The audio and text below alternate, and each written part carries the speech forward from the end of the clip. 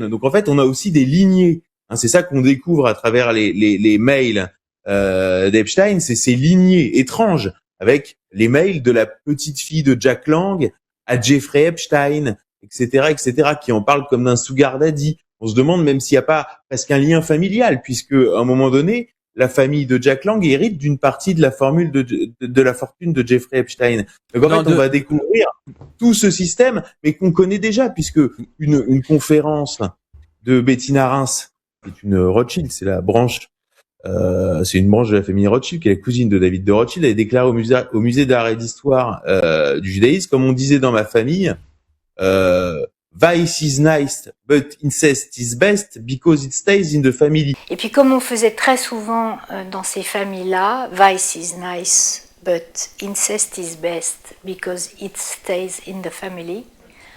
Vous savez, on est élevé tout simplement avec le silence pour que surtout rien ne sorte.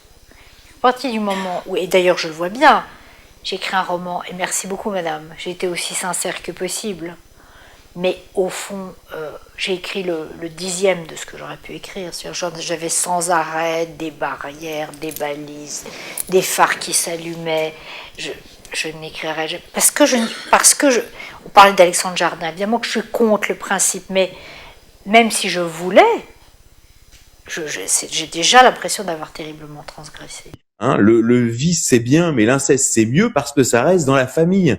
Et c'est ça qu'on va découvrir. Pourquoi Ghislaine Maxwell était détraquée sexuelle.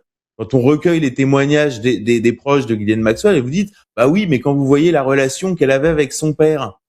Ah bon? Quelle relation elle avait avec son père? Donc en fait, on va découvrir tout un monde. Tout un monde. Et c'est pour ça qu'il faut comprendre cet effondrement et comprendre l'après et ensuite reconstruire.